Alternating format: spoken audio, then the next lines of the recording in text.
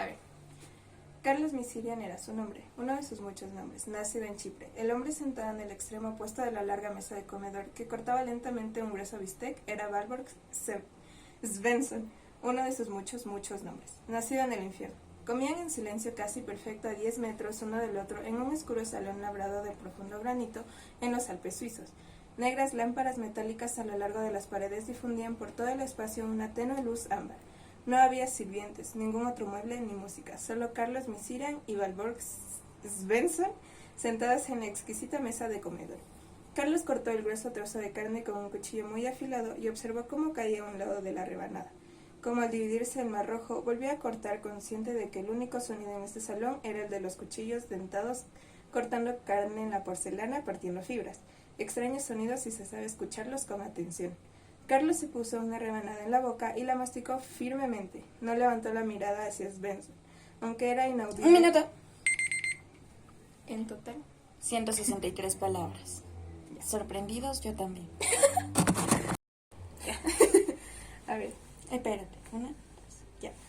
Carlos se puso una rebanada en la boca y la masticó firmemente. No levantó la mirada hacia Svensson, aunque era indudablemente que el hombre lo observaba.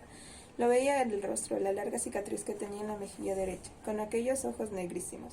Carlos respiró profundamente, sacando tiempo para disfrutar el cobrizo sabor del filete. Muy pocos hombres habían puesto nervioso alguna vez a Carlos. Los israelíes se ocuparán de eso a principios de su vida. El odio, no el temor, lo dominaba. Ni el temor, supongo que lo dominaba. Un modo de ser que encontró útil como asesino. Pero Svensson podía con una mirada poner nerviosa a una roca. Decir que esta bestia infundía temor en Carlos sería exagerado, pero sin duda lo mantenía alerta. No porque Svensson representara alguna amenaza física para él, ningún hombre la representaba de veras. Es más, Carlos podría en ese mismo instante enviar como un rayo el cuchillo que tenía en las manos directo a los ojos del individuo con un veloz giro de muñeca. ¿Qué entonces provocaba su cautela? Carlos no estaba seguro. Por supuesto, el hombre... Demore más. pausa. Ok. Ok, se puede decir que Sophie se demora en este minuto 173 palabras, ¿verdad? Sí, leí en este minuto 173 palabras. Sí, leí 173, ya. Ok, 3, 2, 1. Por supuesto, el hombre en realidad no era una bestia del infierno. Era un empresario de origen suizo que poseía la mitad de los bancos en Suiza y la mitad de las compañías farmacéuticas fuera de Estados Unidos. Cierto, él había pasado más de la mitad de su vida aquí, debajo de los Alpes suizos, acechando como un animal enjaulado, pero era tan humano como cualquier otro individuo que anduviera en dos piernas. Además, al menos para Carlos, muy vulnerable. Carlos acompañó la carne con un sorbo de vino chardonnay y dejó que su mirada se posara en Svensson por primera vez desde que se sentaran a comer. El hombre no le hizo caso como de costumbre. Tenía el rostro feamente marcado y la nariz parecía demasiado grande para la cabeza. No rechonaba y protuberante, sino aguda y angosta. El cabello, igual que los ojos, era negro teñido. Svensson dejó su corte a medias, pero no levantó la mirada. Se hizo silencio en el salón. Los dos siguieron sentados en silencio como estatuas. Carlos lo observaba sin deseos de dejar de mirar. El único factor atenuante en esta relación, por poco común... ¡Listo! Ya ¡No! Falta Falta un un poco para acabar el párrafo. Ok, ahorita por un error técnico, prácticamente, aproximadamente Sophie leyó 178. 58. 158. Y por eso digo aproximadamente porque yo no estoy segura. Y ella tampoco. Es que no sé dónde me quedé. Salud. Iniciar. Ya. De repente el suizo puso a un lado el cuchillo y el tenedor. Se tocó el bigote y los labios con una servilleta. Se levantó y se dirigió a la puerta.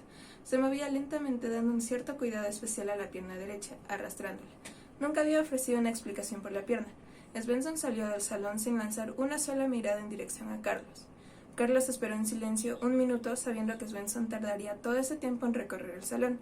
Finalmente se puso de pie y lo siguió, entrando en un largo vestíbulo que llevaba a la biblioteca, donde supuso que se había retirado Svensson. Conoció al suizo 3 años antes, mientras trabajaba con facciones rusas decididas a emparejar los poderes militares del mundo con ayuda de la amenaza de armas biológicas. Se trataba de una doctrina antigua que... ¿Qué importaba que Estados Unidos tuviera 200.000 armas nucleares apuntadas al resto del mundo si sus enemigos tenían las armas biológicas adecuadas? Prácticamente era imposible defenderse en ciudades abiertas de un virus muy infeccioso transmitido por el aire. Un arma para... Ya. Revisamos cuántas palabras leyó Sofía y en total leyó 172.